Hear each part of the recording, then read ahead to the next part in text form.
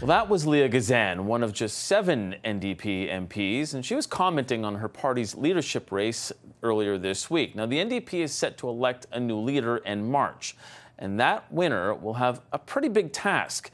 The party was decimated in the last federal election, losing official party status in the House of Commons. Now, MP Heather McPherson and Union President Rob Ashton are both listed on the Elections Canada website as candidates, but they've yet to publicly declare their candidacies. The first to do so is NDP leadership candidate Avi Lewis, and he joins me right now. Mr. Lewis, welcome to Power Play. Thanks so much for joining us. Hi, Mike. Great to be with you. Before the last election, the NDP had 24 MPs. It now has 7. I think a lot of people might be wondering why you want this job. Oh my God, what a question. To be able to lead a party out of the wilderness. Last election was an anomaly. Everybody knows it. There were unique circumstances. The structural need for an alternative in Canadian politics has never gone away. And we're seeing it like never before today. We have a functioning conservative liberal coalition at the moment in all of the big things that Prime Minister Carney is doing to respond to the economic threat from the United States and a looming recession. He has the support of Poilievre. And so the field is wide open for anyone to critique it and to offer alternatives. And as you can imagine, I think they're doing all the wrong things.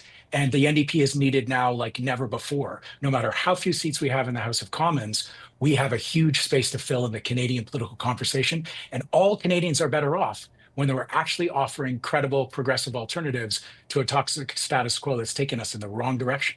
I want to talk to you about that space that you intend to fill, because in a video that you posted online just after the last election, you said, quote, "There's a legitimate rage in the way that the NDP has been run over the last couple of decades." And you added that there is a need for transformation of the party. What kind of transformation are you looking at? Well, I think the base of our party is frustrated and wants more voice in the say. The local riding associations want more resources and power. We need to re-democratize some of our own internal practices. And that's like NDP business. We're going to do that in the course of the leadership race. What's really critical right now is that we have a government that's talking about spending up to $150 billion a year on weapons and war. Going into recession, they're slashing government spending by 15%. And they're pursuing these major projects that are like wartime level spirit of exporting more raw resources, mostly to the United States. And none of that is going to help lower my rent or help me when I've got $300 worth of groceries in my cart at checkout, and I haven't even got 3 meals planned for the week. That is the emergency facing Canadians. And if we want to go to war and tool up and militarize our society, we need to be declaring war on the actual emergency that's facing us all, which is the cost of living crisis, which is absolutely the responsibility of the tiny number of corporations that dominate every sector of our economy. 3 big grocery chains, 3 telephone companies, 5 big oil companies, and the big banks that fund them. I mean, they are profit gouging and price fixing, and people are suffering in their daily lives. So we have serious problems that we need to get to work on, and the NDP is ready to leap back into the fray with solutions that are actually as big as the crises we face. I take your point on that, but the things that you're saying right now are the same types of things we heard from Jagmeet Singh, and that did not get him any further ahead. In fact, it got him only 7 seats. So why do you think that similar message coming out of your mouth will be different? I don't think it's a similar message, to be honest. I mean, obviously, we share something as New Democrats on this side of the spectrum. Well, he was talking about grocery prices during the last election. That didn't seem to resonate with Canadians, or if it did, that's not maybe what motivated their votes in the last election. So you're talking about all of those bread and butter issues that he was talking about during that campaign, as I had followed. So in a sense, I guess I'm asking, what do you have that's on offer that's different, that even New Democrats will say, we'll go with that? I think that's for the members to judge, honestly, Mike. I don't know, maybe I'm not cut out for the self-promoting part of this gig. I think I might say things a little differently than Jagmeet did. And I think that of course, there's going to be continuity. The point is that we're in a completely different situation. Canadians voted for someone who would stand up to Trump, and they're seeing Carney lead, with Poilievre's support, massive changes in Canada that are ignoring their daily emergency. And if we have to hammer away on the fact that this system is rigged for the rich, and that the 99% of Canadians are actually struggling to get by, and we have solutions to do something about that. We're going to propose bigger and bolder solutions. And let me just say something quite clearly that we didn't hear previously from the NDP. We need a public option when the market fails to deliver housing at a reasonable price, food at a reasonable price, transit that actually works, and you don't have to go through the Hunger Games getting to work. That's market failure. And we need a public option for food and groceries. We should have a public internet option. I mean, why is my cell phone bill more than $100 a month for internet and data?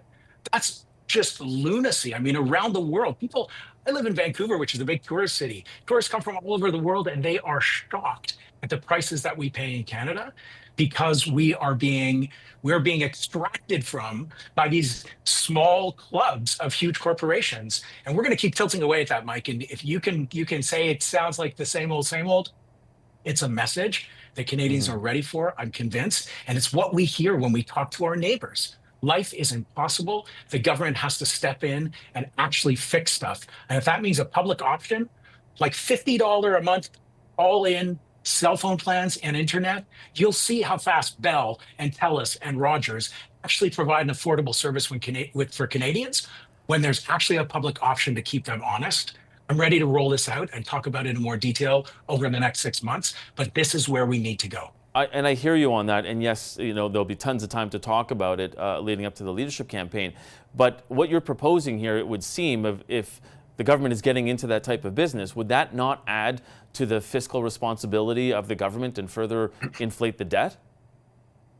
Well, if we don't spend $150 billion on arms every year just to placate an authoritarian to the south, we've got immense resources at our disposal. Mark Carney came in and just out of the blue summoned $9 billion for military spending between June and April, and then declared that the cupboard was bare and we have to cut 15% of all public spending. I mean, there are immense resources in this country. They need to be put at the service of actually meeting the needs of Canadians and not doing the same thing over and over again and hoping for a different result.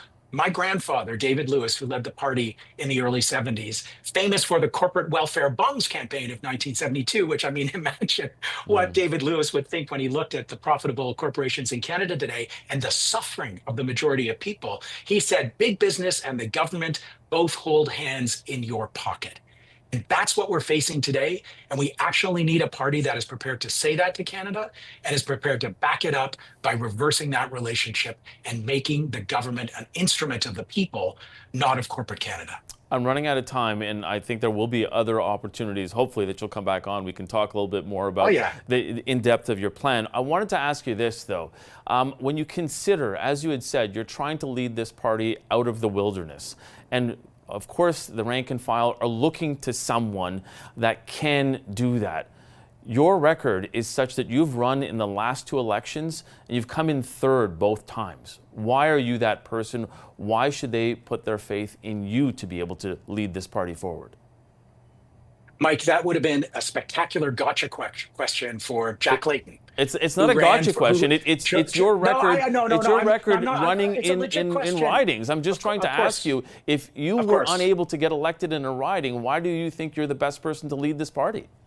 And I'm saying to you, if Jack Layton was sitting here today, you could have asked him the same question, because when Jack ran for leader, he did not have a seat, and he had lost twice in federal elections. So yes, this is my record.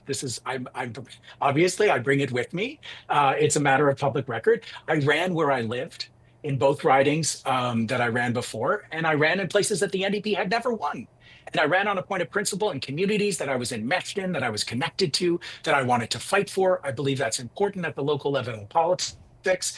And now I'm presenting myself for a different job. And I think people will evaluate me on the basis of what I have to say, and not the fact that I lost in the last election, where a lot of great NDP MPs lost their seats who had held them for a long time. Okay, we're going to have to leave it there. Avi Lewis is hoping to be the next leader of the NDP, and we hope to have you back. We appreciate you being on.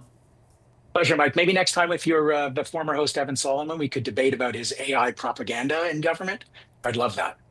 We will possibly look at that as an option. Appreciate you being there. Sure, thank you.